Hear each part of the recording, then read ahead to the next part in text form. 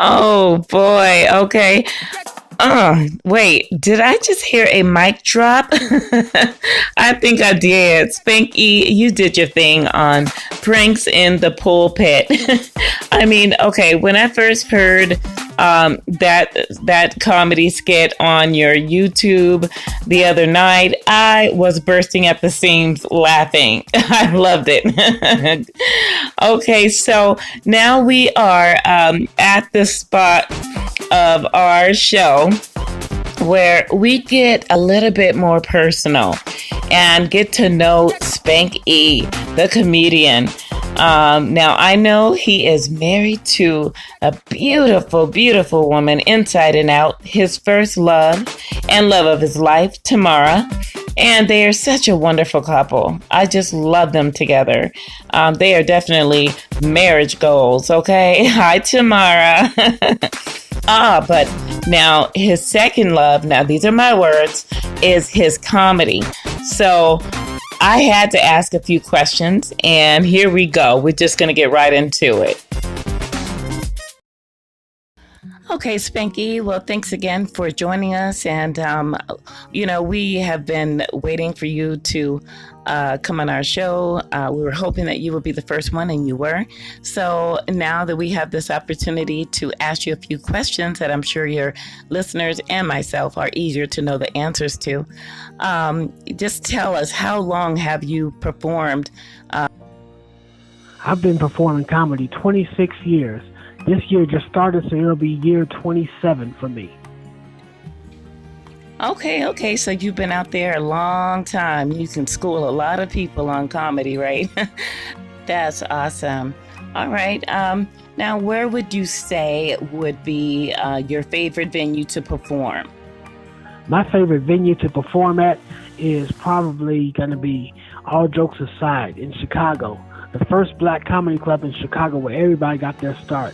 I'm talking Dion Cole, Bernie Mac.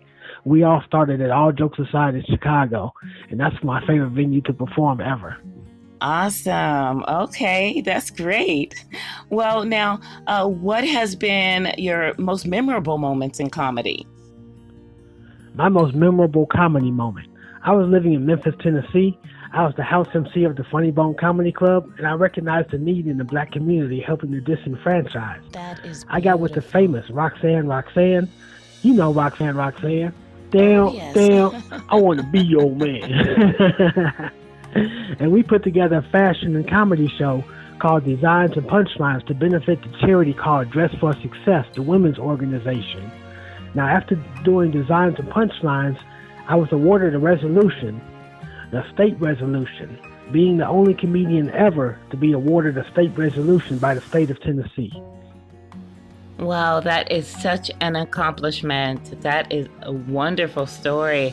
And definitely, I can see how it's the most memorable. Okay, so speaking of memories and making new ones, tell us, where will you be performing next? Where can we find you? Well, my next performance, let me see.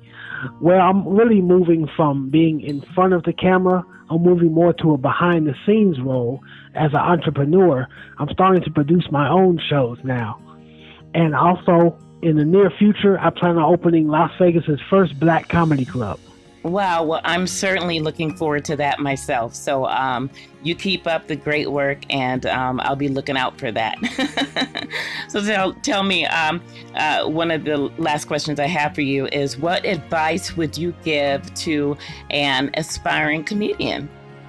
So my advice to aspiring comedians, I would have to say, write, and more writing. You never know when you're going to get your next material from, so also observe. Observe everything around you. I would say, get on as many stages as you can. Do 5 minutes on this stage. Go across town. Do 5 minutes on that stage. Travel. Get out of town. If you really want to find out how funny you are, stop performing in front of your friends and family. Go out of town. That'll tell you how really funny you are when you perform in front of strangers. Have a good work ethic. Dress for success. Don't dress on the stage like you just rolled out of bed in the morning. That's something Bernie Mac taught us. Consistently write. Practice makes perfect. Wow, well, I definitely know where to come get my advice from because I could not have said it any better.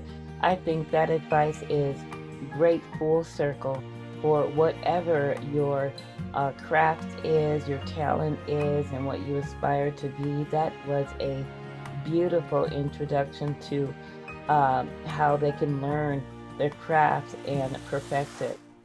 Very, very well said.